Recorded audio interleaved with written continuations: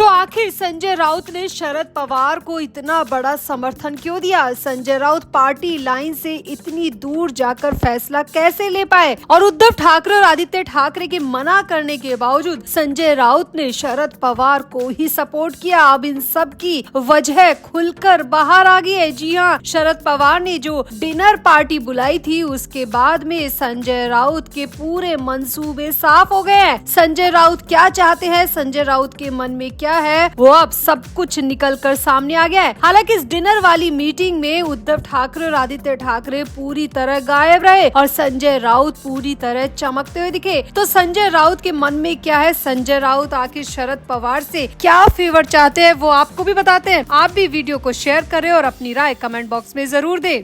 तो 86 साल के शरद पवार एक बार फिर से राज्यसभा में जाने को पूरी तरह तैयार है। महाविकास आघाड़ी ने शरद पवार के नाम पर अपनी मोहर दे दी और शरद पवार के लिए रास्ता बिल्कुल क्लीन कर दिया। अब हालांकि इस फैसले से न आदित्य ठाकरे खुश है और न ही उद्धव ठाकरे। आदित्य ठाकरे ने बहुत ज्यादा विरोध किया लेकिन फिर भी उनकी चली नहीं और संजय राउत ने प्रियंका चतुर्वेदी के बजाय शरद पवार को अपना वोट दे दिया और शरद पवार को राज्यसभा भेजने का रास्ता पूरी तरह तैयार कर दिया। अब उद्धव ठाकरे भी इस बात को बिल्कुल नहीं चाहते थे कि शरद पवार को राज्यसभा भेजा जाए। खुद उद्धव ठाकरे कह चुके थे कि उनकी ही पार्टी से राज्यसभा में जाया जाएगा, लेकिन फिर भी यहाँ पर शरद पवार के लिए ही राज्यसभा के रास्ते खुले। और अब इसी बात को लेकर शरद पवार की तरफ से शुक्रिया अदा करने के लिए सभी एमवीए के नेताओं को अपने घर पर डिनर होस्ट करके बुलाया गया। जी हाँ, यहाँ पर शरद पवार ने डिनर होस्ट किया और एमवीए के सभी नेताओं को अपने घर पर इनवाइट किया।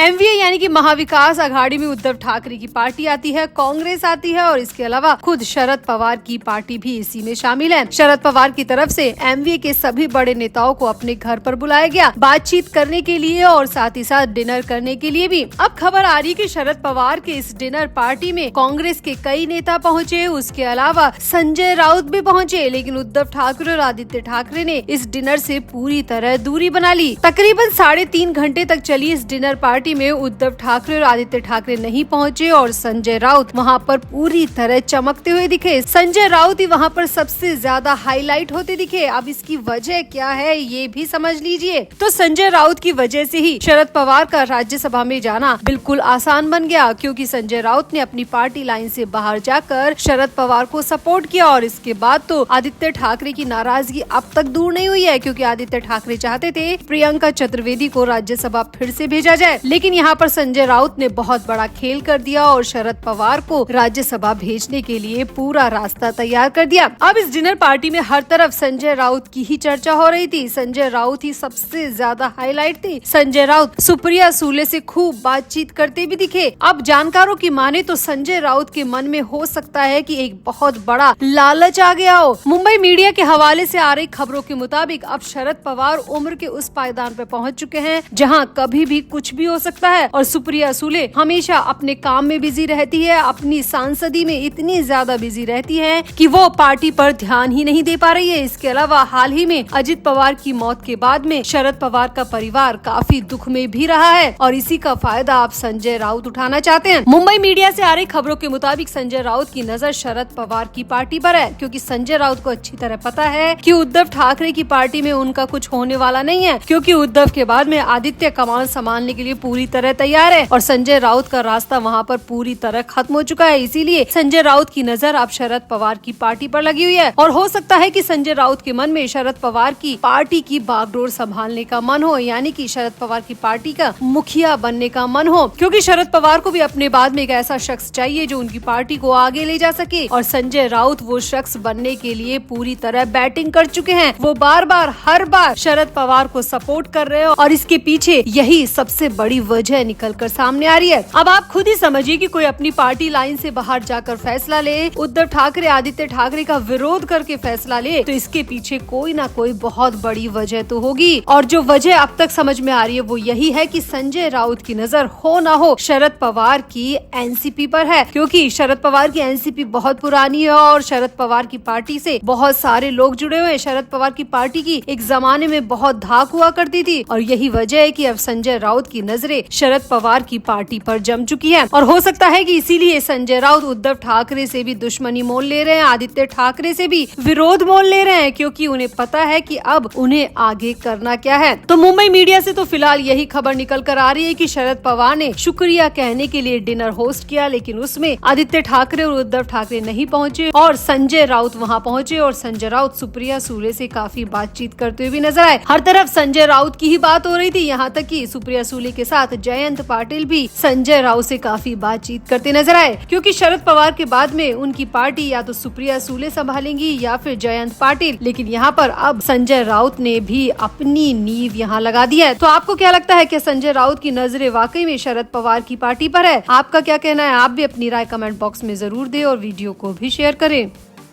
तो क्या उद्धव ठाकरे ने उप मुख्यमंत्री एकनाथ शिंदे को फोन किया है? राज्य की राजनीति में अचानक ये चर्चा सुर्खियों में आ गई है और इस चर्चा और सुर्खियों की वजह आगामी चुनाव है। दरअसल ठाणे शहर के शिवसेना सांसद नरेश महस्के ने एकनाथ शिंदे को लेकर बड़ा दावा किया है और कहा है कि एकनाथ शिंदे दिलदार इंसान है और वो किसी की भी मदद को तैयार हो जाते हैं। अगर वो उन्हें फोन पर भी मदद मांगे तो एकनाथ शिंदे मदद करने के लिए तुरंत दौड़ पड़ते हैं। यहाँ पर सांसद नरेश ने ये भी कहा कि उद्धव ठाकरे ने भी एकनाथ शिंदे से फोन करके मदद मांगी है और एकनाथ शिंदे बड़ा दिल दिखाते हुए उनकी मदद भी करेंगे। नरेश महस्के ने कहा कि मैं पहले भी कह चुका हूँ कि अगर उद्धव ठाकरे को विधान परिषद में मदद चाहिए तो उन्हें एकनाथ शिंदे से संपर्क करना चाहिए। उन्होंने कहा कि शिंदे ठाकरे की मदद उसी तरह कर सकते हैं जैसे उन्होंने राज्यसभा चुनाव में शरद पवार की मदद की थी। सांसद नरेश ने यहाँ पर दावा किया कि उद्धव ठाकरे को पहले एकनाथ शिंदे को फोन करना पड़ेगा, मदद मांगनी पड़ेगी और इसके बाद में मैं गारंटी दे सकता हूँ कि एकनाथ शिंदे मदद के लिए मना करेंगे ही नहीं। नरेश महस्के ने दावा किया कि एकनाथ शिंदे ने राज्यसभा चुनाव में शरद पवार की भी मदद की है। नरेश महस्के ने कहा कि शिंदे ने कोई दूसरा उम्मीदवार नहीं खड़ा किया। सुप्रिया सूले ने शरद पवार को राज्यसभा भेजने के लिए एकनाथ शिंदे को फोन किया था और इसके बाद एकनाथ शिंदे ने सुप्रिया सूले को भरोसा दिया कि वो अपना उम्मीदवार खड़ा नहीं करेंगे और इसी वजह से राज्यसभा में शरद पवार का रास्ता पूरी तरह साफ हो गया। अब नरेश महस्के ने आगे कहा कि अगर उद्धव ठाकरे को विधान परिषद में मदद चाहिए तो उन्हें एकनाथ शिंदे से संपर्क करना चाहिए। शिंदे बहुत बड़े दिल के इंसान है और ठाकरे अगर फोन करेंगे तो एकनाथ शिंदे मदद के लिए मना नहीं करेंगे, क्योंकि एकनाथ शिंदे की आदत है कि वो रास्ते चलते शख्स की भी मदद कर देते हैं। फिर उद्धव ठाकरे के साथ तो उनका पुराना वास्ता है। नरेश महस्के ने यहाँ पर यह भी कहा कि उन्हें आश्चर्य है कि उद्धव ठाकरे ने सुषमा अंधारे, विनायक राउत और चंद्रकांत खेरे को राज्यसभा सीट नहीं दी। उन्होंने कहा कि हमें यह पूछना है कि क्या